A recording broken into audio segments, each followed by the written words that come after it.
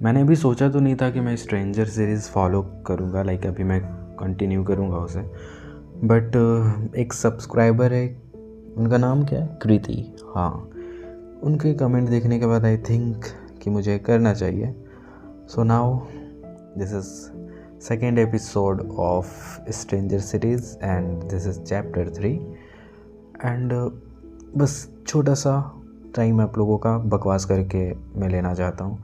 यार मेरे सब्सक्राइबर ना बहुत कम है, लिटरली मैंने कल चेक किया ना तो ओनली 4-5% लोग हैं जो सब्सक्राइब करके देख रहे हैं वीडियो, और बाकी सब्सक्राइब नहीं कर रहे, वीडियो देख रहे हैं। अब मुझे नहीं पता वो कौन सा वीडियो देख रहे हैं, क्योंकि मेरे नॉवेल्स में उतने व्यूज़ आ नहीं रहे। तो प्लीज़ अपना ओपिनियन रखें, कमेंट करें, अच्छा लगा तो भी कमेंट करें, ख़राब लगा तो भी कमेंट करें। I will take it in positive way. Okay, so या लेट्स स्टार्ट। क्या दो लोगों के फ़ोन नंबर एक हो सकते हैं? अगली सुबह रिवाना ऑटो में थी और ऑफिस जा रही थी। उसने एकांश को ऑटो में से ही फ़ोन किया था। दो लोगों के एक फ़ोन नंबर, अगर सिम कार्ड डुप्लिकेट किया गया हो तो हो सकता है, क्यों पूछ रही हो? एक लम्हे के लिए रिवाना अपने ख्यालों में खोई रही। कोई उसका सिम क्यों डुप्लिकेट करेगा? अगर कोई करेगा भी तो सवाल है कि कैसे? उसने अपने पहले मोबाइल फ़ोन से लेकर अभी तक 5 बार हैंडसेट बदला था और सिम कार्ड वही था। 11वीं क्लास से सिर्फ 3 बार ही वो अपने फ़ोन से लंबे वक्त के लिए जुदा हुई थी। एक बार तब जब एक टैक्सी में उसने फ़ोन छोड़ा था, लेकिन उस ईमानदार ड्राइवर ने उसका पता लगाकर फ़ोन वापस कर दिया था। दूसरी बार जब कॉलेज में उसका फ़ोन खो गया था, उसने नया फ़ोन खरीद कर वापस अपना ही वही नंबर रीएक्टिवेट करा लिया था। तीसरी बार जब वो एक नया लोकल ट्रेन में एक दोस्त के घर से खोर्दा से बिधान नगर लौट रही थी। उसे लगा था कि उसके पर्स चोरी हो गई, लेकिन ट्रेन के कंपार्टमेंट में उसी को बाद में भीड़ से उतरने के बाद पर्स मिल गया था और फ़ोन भी। हेलो, कहाँ खोई हो? एकांश ने पूछा। सॉरी, रिवान वापस दुनिया में लौट आई। उसने अपने दिमाग को एकाग्रचित करने की कोशिश की और अपनी नई ज़िंदगी के बारे में सोचने लगी जो आज शुरू होने जा रही थी। एक वर्किंग प्रोफेशनल के रूप में आज ऑफिस में उसका पहला दिन था। तुम फ़ोन नंबर के बारे में क्यों पूछ रही हो? एकांश ने पूछा। नहीं, वो एक दोस्त पूछ रही थी। उसने झूठ बोला ताकि उससे आगे कोई सवाल ना पूछा जाए। खैर, मैं ऑफिस के रास्ते में हूँ। ऑफिस में पहला दिन है मेरा, विश तो कर दो बाबू। मेरी बेस्ट विशेस तुम्हारे साथ है, खूब कॉन्फिडेंट रहना। थैंक्स। जब भी वक्त मिले फ़ोन करना ज़रूर। मुंबई में टेक स्काइस टेक्नोलॉजी के 3 ब्रांच थे, लेकिन खुशकिस्मती से रिवाना को गोरेगांव ईस्ट की ही ज्वाइन करना था, जो उसकी बहन के घर से 2 किलोमीटर दूर था। वो ऑटो से बाहर निकली और ड्राइवर को पैसे दिए। अब वो एक बड़ी सी बिल्डिंग के सामने खड़ी थी। उसने जल्दी से एक सेल्फी ली और एकांश को 3 किस स्माइल के साथ भेज दिया। जवाब में 5 किस स्माइली आई। वो मुस्कुराई, फिर लंबी गहरी सांस लेकर उसने टेक स्काई के बिल्डिंग देखी। वो इस लम्हे के लिए लंबे वक्त से इंतज़ार कर रही थी और अब आखिरकार वो मौका आ ही गया था।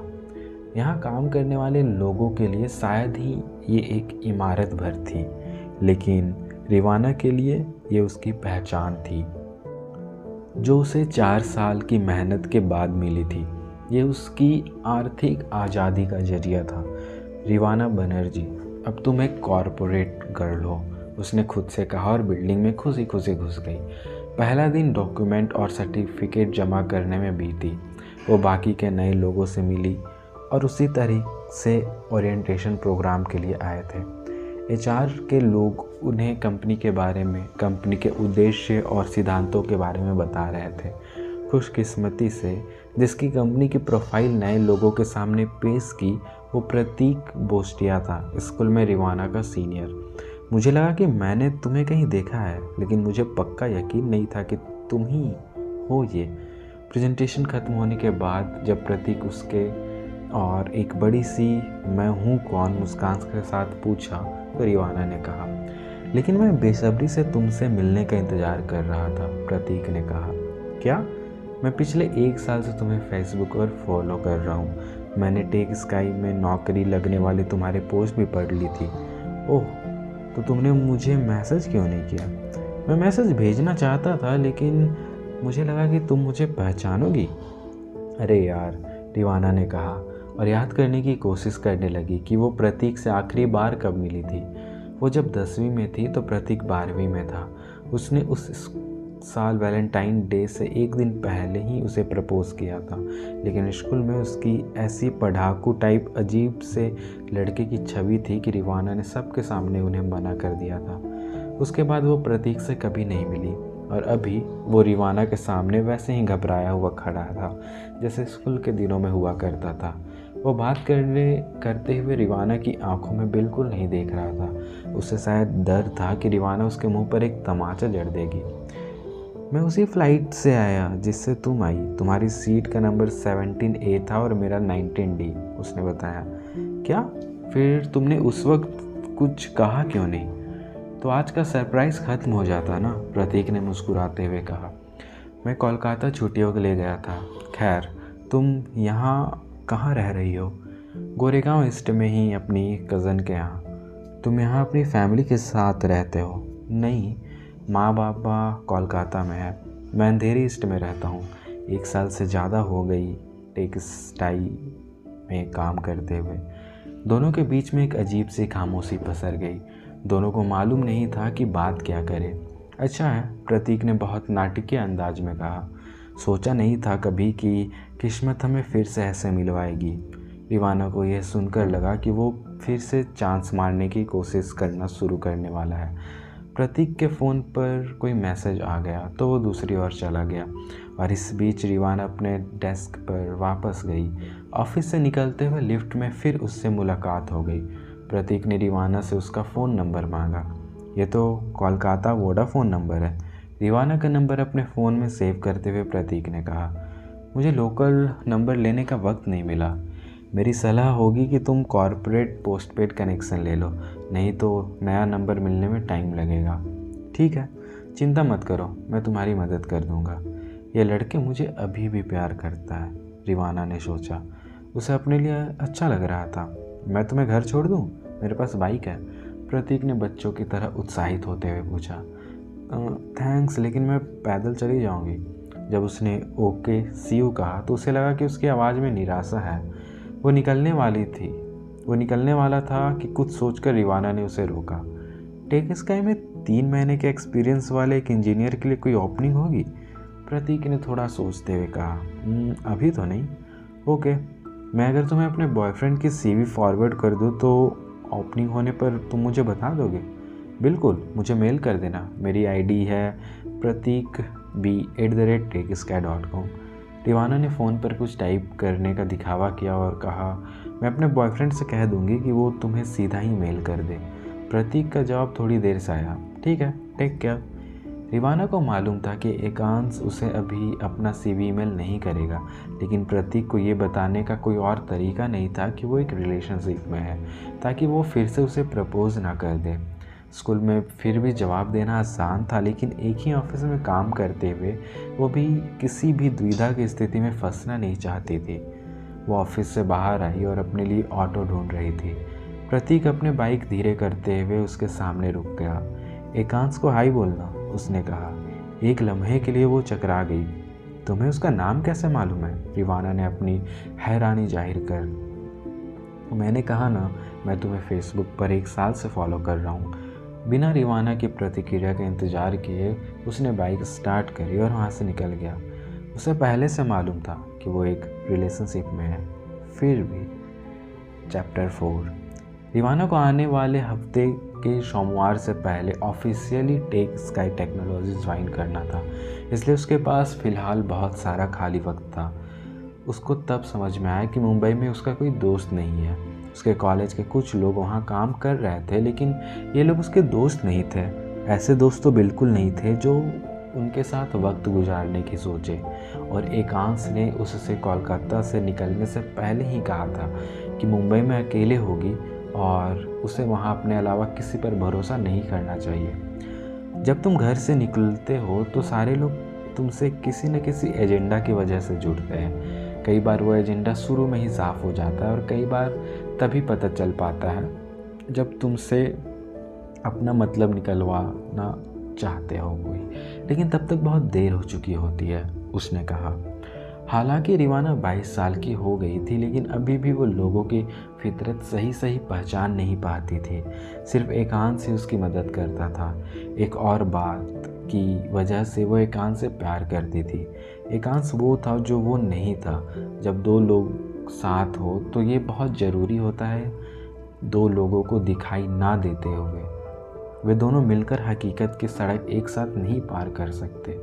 रिवाना आवेग में आकर फैसला लेती थी और एकांश हर बात को सोच समझकर कुछ भी किया करता था। एकांश की उम्र के लड़कों में ऐसे समझदारी आमतौर पर नहीं देखी जाती। एकांश रिवाना से हमेशा कहा करता था कि उसे उन लड़कों से बचकर रहना चाहिए जो उससे बात करने के लिए उतावले रहते हैं या पहल करते हैं। तो मैं क्या करूं? तो क्या मुझे पहले बात करनी चाहिए? उसने कहा। नहीं बेवकूफ़, मेरा ये मतलब नहीं था। मेरा मतलब था कि अगर कोई लड़का तुम्हारी कोई दिलचस्पी ना लेने पर भी तुम्हारे पीछे पड़ा रहे तो उससे बचकर रहना चाहिए। तुम भी यही करते हो, लड़की भाव ना दे रहे फिर भी उससे बात करते हो, उसने उसे चिढ़ाते हुए पूछा। तभी जब वो तुम्हारी जितनी हॉट हो, वो हंसते हुए बोला। मैं तुम्हारी जान ले लूँगी, उसने तुरंत कहा। उसकी ऑफिशियल ज्वाइनिंग के 2 दिन पहले प्रतीक ने उसे व्हाट्सएप किया और उससे पूछा कि क्या वो शाम को कॉफ़ी पीने के लिए फ्री है। शुरू में उसको अटपटा लगा और फिर समझ नहीं आया कि वो क्या कहे।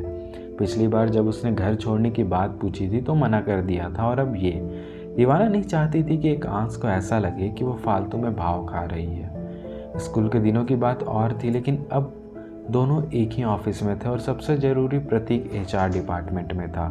किसी को इस तरह बार बार मना करने, इस तरह उसकी नाराज़गी का सबब बनना, वो भी ऑफिस के शुरुआती दिनों में, वो ऐसा नहीं करना चाहती थी। उसने सोचा कि एकांश से पूछ ले। उसने एकांश को मैसेज टाइप भी किया, लेकिन फिर कुछ सोचकर उसे डिलीट कर दिया।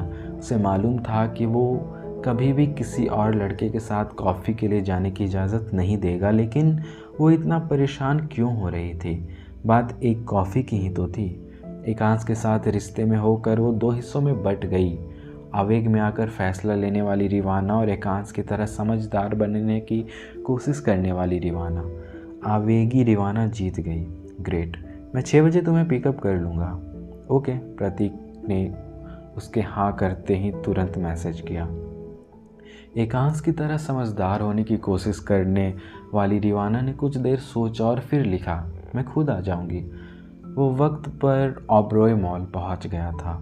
वे लोग मैसेज में 2 लोगों की टेबल पर जाकर बैठ गए। ये रंग तुम पर अच्छा नहीं लगता, प्रतीक ने अपनी कॉफ़ी में चीनी के 2 शेष डालते हुए कहा। पहले तो रिवाना को समझ नहीं आया कि वो क्या कह रहा है। फिर उसने ध्यान दिया कि प्रतीक उसके टॉप की ओर देख रहा है। लेकिन मुझे ब्लू बहुत पसंद है, रिवाना ने जवाब दिया। मुझे लगता है कि तुम पर ब्लैक अच्छा लगेगा। मुझे काला रंग पसंद नहीं, रिवाना ने गुस्से में कहा। उसे काला रंग पसंद था, लेकिन उसे प्रतीक की ये बात अच्छी नहीं लगी। एकांश की तरह समझदार बनने की कोशिश ने आवेग रिवाना पर तंज कसा। कहा था ना मैंने कि प्रतीक से कॉफ़ी के लिए मिलना सही नहीं है। क्या पता वो तुम्हारे बारे में क्या सोच रहा है। ऐसा ना हो कि वो कोई पॉजिटिव सिग्नल मानकर मामले को आगे ले जाने की कोशिश करने लगे। बुरा मत मानना, लेकिन मुझे लगता है कि तुम पर वेस्टर्न से ज़्यादा इंडियन कपड़े अच्छे लगते हैं। तुम ऑफिस के पहले दिन बहुत अच्छी लग रही थी। वो कुर्ती तुम पर एकदम सही फिट आई थी। मिस्टर स्कूल लवर क्या मिस्टर हस्बैंड का किरदार निभाने के फिराक में है? ये S3 है। तुम्हें आईफोन ख़रीदना चाहिए, आईफोन ज़्यादा अच्छा है। ये कहते हुए उसने अपना आईफोन आगे बढ़ा दिया। वो वॉशरूम जाने के बहाने वहाँ से निकल गई और आवेगी रिवाना ने उसे इस बात पर राज़ी कर लिया कि उसे वहाँ से जितनी जल्दी हो सके निकल जाना चाहिए। उसने वॉशरूम से वापस आकर प्रतीक से कहा कि उसकी बहन का फ़ोन आया था और उन्हें सब्ज़ी लेने के लिए बाज़ार जाना है, तो उसे निकलना होगा। बुरा मत मानना प्लीज़, उसने अपना वेरा मोड़ा बैग उठाते हुए कहा। लेकिन तुम्हारी कॉफ़ी दी इंतज़ार कर रही है। सॉरी, इससे पहले कि प्रतीक कुछ कह पाता वो वहाँ से निकल गई। लिफ्ट में उसने खुद से वादा किया कि प्रतीक के साथ अब कोई कॉफ़ी नहीं। उफ, जब तक रिवाना अपनी बहन के घर पहुँचती कुक ने खाना बना दिया था। पापड़ की तरह की रोटियां, भिंडी की सूखी सब्जी और स्वादहीन दाल। पिछले 5 दिनों से रिवाना यही खा रही थी। उसे हैरानी इस बात की थी कि उसकी बहन कैसे शिकायत नहीं करती। कोई रोज़ रोज़ इतना ख़राब खाना कैसे खा सकता है। उसने तय किया कि वो रात में खाना नहीं खाएगी, लेकिन भूख जीत गई और मन मार के उसको खाना ही पड़ा। 2-4 कोर में ही उसने डस्टबिन में जाकर बाकी का खाना फेंक दिया और मैगी नूडल्स बनाने लगी। जितनी देर में पानी खौला उतनी देर में उसने पैन जला दिया और फिर बाकी के बर्तनों के बीच सिंक में जला हुआ पैन छुपा दिया। घोर निराशा में उसने अपनी माँ को फ़ोन लगाया। कुक एकदम बेवकूफ़ है मम्मा, रिवाना ने कहा। तुम्हारी उम्र में मैं पूरे परिवार का खाना बना लिया करती थी। मिनी, मैं तुमसे कितनी कहती थी कि कम से कम बेसिक खाना बनाना सीख लो, लेकिन हालात भी जीना आसान हो जाएगा। मम्मा, मैं प्रोग्रामर एनालिस्ट हूँ, कोई होम मेकर नहीं हूँ। तुम्हारे जैसे बच्चे हमेशा करियर के बारे में सोचते हैं। ऐसा करो, अगले 2 मिनट के लिए अपना करियर उबाल लो और वही खा लो डिनर में। ओह मम्मा, मुझे भूख लगी और मुझे कोई रास्ता दिखाने के बजाय तुम लेक्चर दे रही हो। अचानक उससे फ़ोन पर एक बीप सुनाई दी। एकांश का फ़ोन कॉल वेटिंग पर था। चलो, मैं कुछ ऑर्डर कर लूँगी, मैं तुम्हें बाद में फ़ोन करती हूँ। लेकिन ऑर्डर क्या करोगी? इससे पहले कि मिसेज बनर्जी कोई जवाब दे पाती, रिवाना ने कॉल स्विच कर दिया। बाबू, इतनी जल्दी फ़ोन कैसे कर दिया? क्या हुआ? उसने पूछा। अक्सर एकांश रात के 11 बजे के बाद ही उसे फ़ोन किया करता था। मैं एकांश का गला रूंधा हुआ लग रहा था। रिवाना को लगा कुछ तो गड़बड़ है। एकांश, उसके दिल की धड़कन रुक गई थी। तुम रो रहे हो? ज़रा बाहर देखो, एकांश ने कहा। रिवाना दौड़ते हुए खिड़की के पास गई। उसका कलेजा मुंह को आ गया था। एकांश बिल्डिंग के उस पार फुटपाथ पर खड़े होकर उसकी ओर देखकर हाथ हिला रहा था। उसके चेहरे पर एक बड़ी सी हंसी थी। नीचे आओ जल्दी, उसने कहा और लाइन काट दी। रिवाना ने अपने कपड़े बदले और दौड़ते हुए बिल्डिंग के नीचे चली गई। एकांश, वो उसको देखकर बहुत ज़्यादा खुश थी। छोटी सी गली पार करके उसने एकांश के पास जाकर उसे ज़ोर से गले लगा लिया। 1 मिनट बाद ही उसे एकांश की आवाज़ सुनाई दी। लोग देख रहे हैं, एकांश ने उसके कान में धीरे से कहा। मुझे परवाह नहीं। वो उसे अलग हुई और उसकी आंखों में देखने लगी। मैंने तुम्हें मिस किया। मैंने भी, लेकिन तुम यहाँ कैसे? दीवानों को अभी भी यकीन नहीं हो रहा था कि एकांश मुंबई में है, क्योंकि मेरी ज़िंदगी यहाँ है, एकांश ने एक मुस्कान के साथ कहा। रिवाना इतना सुनते ही और उत्साहित हो गई। रिवाना ने एकांश के गालों पर चूम लिया और कहा, बेवकूफ़, तुमने मुझे बताया तो होता, मैं तुम्हें एयरपोर्ट लेने आ जाती। मुझे सोमवार तक कोई काम नहीं है, मैंने बताया था ना। मैं तुम्हें सरप्राइज़ करना चाहता था, लेकिन स्टूपिड, तुम रो क्यों रही हो? एकांश ने उसके आंसू पोंछते हुए। रिवाना अब थोड़ा संभल गई थी। आंखें आने के लिए थैंक्स, उसने कहा। मुझे भूख लगी है, चलो खाना खाते हैं। मैंने भी एक घोड़ा खा सकता हूँ, इतनी भूखी लगी है, एकांश ने कहा। दोनों हंस पड़े और फिर गोरेगांव रेलवे स्टेशन के लिए ऑटो ले लिया। फिर वहाँ से एक लोकल ट्रेन लेकर वे चर्च गेट के चले गए। रास्ते से रिवाना ने अपने बहन को फ़ोन किया और उसे आने में देर हो जाएगी।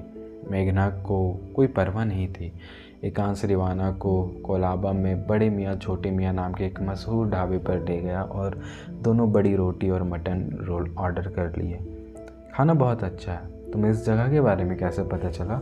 उसने गर्मा गर्म रोल ख़त्म करने के चक्कर में जीभ जलाते हुए पूछा। मेरी ऑफिस में एक लड़का मुंबई से है, मैं उसी के साथ शाम की फ़्लाइट लेकर आया, उसी ने बताया। और तुम वापस कब जा रहे हो? कल सुबह। ऑफिस जाना है मुझे। तुम्हें रात में घर छोड़ने के बाद मैं सीधे एयरपोर्ट चला जाऊंगा। मैं बस तुमसे मिलने के लिए बेचैन था। मैं भी, उसने एक बार फिर एकांश को धीरे से गले लगा लिया। बड़े मियाँ में अच्छा खासा खाना खाने के बाद दोनों मरीन ड्राइव पर टहलते रहे और फिर वहाँ शहर की रात को निहारते हुए बैठ गए। समंदर से होकर आती ठंडी हवा दोनों के आसपास और पास आने के लिए गुदगुदा रही थी। सॉरी, रिवाना ने कहा। एकांश ने भौहें चढ़ाई और उसकी ओर घूम गया। किस बात के लिए? रिवाना ने एकांश के कंधे पर सिर हटा लिया और अब दोनों एक दूसरे को देख रहे थे। मैंने तुम्हें बताया नहीं कि शाम को मैं एक लड़के से मिली थी? मतलब? मेरे स्कूल का एक दोस्त है, मैं उससे ऑफिस में मिली थी। ऑफिस? प्रतीक HR में है। वैसे कोई ख़ास बात नहीं, मुझे बस ये सोचकर बुरा लग रहा है कि मैंने तुम्हें कुछ बताया नहीं, बस इतना ही। एकांश ने एक पल के लिए उसे देखा और फिर झुककर उसका माथा चूम लिया। ईमानदारी ही हर रिश्ते की नींव होती है। मैं जानती हूँ और अब से मैं तुमसे कुछ नहीं छुपाऊंगी, प्रॉमिस, उसने कहा और अपने होठ से उसके होठों को एक बार छूकर तुरंत अलग हो गई। फिर उसने सिर घुमाकर जल्दी से देखा, कोई देख तो नहीं रहा। वो वापस एकांश की ओर मुड़ी और इस बार एकांश ने उसे थाम कर उसके होठों को और गहरे चूम लिया। दोनों 4 पल को किसी तरह एक दूसरे में उलझे रहने के बाद उसने उसे पीछे धकेल दिया। हम एक ही शहर में कब हो गए? रिवाना ने कहा। यहाँ 6 महीने पूरे कर लो, फिर मैं तुम्हारी CV अपने ऑफिस में फॉरवर्ड कर दूंगा। मैंने वहाँ कुछ कॉन्टेक्ट बनाए हैं, फिर हम दोनों बेंगलोर में एक साथ रह पाएंगे। एक साथ? उसने पूछा। एक साथ, एकांश ने उसकी ओर देखकर हंसकर जवाब दिया। एक कमरे में? एक कमरे में? एक बिस्तर में? एक बिस्तर में। रिवाना ने कसकर उसका हाथ पकड़े और बचकाना सा चेहरा बनाते हुए कहा, चलो शादी कर लेते हैं। एकांश ने उसे ऐसे देखा जैसे उसने अपने अंडर कवर एजेंट होने का राज पर्दाफाश कर दिया हो। क्या तुम इतने हैरान क्यों हो? उसने उसके चेहरे की ओर देखते हुए पूछा। तुम्हें मेरे प्लान का पता है? मैं इस कंपनी में 2 साल पूरे करना चाहता हूँ और फिर मुझे MBA करना है, यानी 2 साल और उसके बाद मैं खुशी खुशी शादी कर लूँगा। मुझे मालूम है, मैं तो ऐसा ही कह रही थी। वैसे भी शादी के लिए हम अभी बहुत छोटे हैं। उसने एकांश की कमर में अपने हाथ से घेरते हुए उसे कंधे पर वापस अपना सिर रख दिया। बिल्कुल, और शादी में क्या रखा है? हम एक साथ हैं और इतना ही बहुत है। सच में? इससे ज़्यादा सच्चा और कुछ नहीं होता। लेकिन हम अपने पेरेंट्स से क्या कहेंगे? वाकई यार, कुछ दिन पहले मेरी मम्मी कह रही कि तुम्हारे पेरेंट्स से बात करना चाहती है। रिवाना जोर से हंस पड़ा। एकांश उसकी ओर हैरानी से देखने लगा। मेरे पेरेंट्स हमेशा यही कहते हैं, हे भगवान, हम शायद पहले ऐसे कपल हो गए जिनके पेरेंट्स बात करना चाहते हैं और उनकी शादी कराना चाहते हैं, और हम उन्हें करवाने नहीं दे रहे हैं। दोनों एक साथ हंस पड़े। फिर खामोशी फैल गई। एकांश, तुम्हें लगता है कि प्यार मर भी सकता है? रिवाना ने ऐसी आवाज़ में कहा जो उस मौके के लिए थोड़ा संजीदा लगी। एकांश ने जवाब देने से पहले थोड़ा वक्त लिया। अगर प्यार किसी शर्त या प्राथमिकता पर टिका हो तो वो बिल्कुल मर सकता है, क्योंकि ताउम्र हमारी शर्तें और ज़रूरतें बदलती रहती हैं। हमारा प्यार किस चीज़ पर टिका है? उसने अपना सिर एक और झुकाते हुए पूछा। हमारा प्यार किसी खास चीज़ पर नहीं टिका है। अगर प्यार किसी एक चीज़ पर टिका होता तो हो सकता कि वो ख़त्म हो जाए। मतलब अगर ज़िंदगी राहत होए तो हमारा प्यार बल्ब है। अगर ज़िंदगी पावर कट है तो हमारा प्यार मोमबत्ती है। अगर ज़िंदगी ट्रैफिक जाम है तो हमारा प्यार सब्र है। और प्यार एक चीज़ नहीं है, लेकिन फिर भी वो चीज़ है जिसके बिना हम कभी आराम से रह नहीं पाते। प्यार हर मर्ज की दवा है। वाह, उसने ये कहते हुए उसके गाल चूम लिए। दोनों थोड़ी देर वहीं बैठकर सेल्फी खींचते रहे। थोड़ी देर शांत रहे, थोड़ी देर बोलते रहे। 11:30 बजे थे और आसपास जब मेघना ने उसे फ़ोन किया तब रिवाना को होश आया कि अब उसे घर लौट जाना चाहिए, नहीं तो उसके पेरेंट्स को भी पता चल जाएगा कि वो किसके साथ है।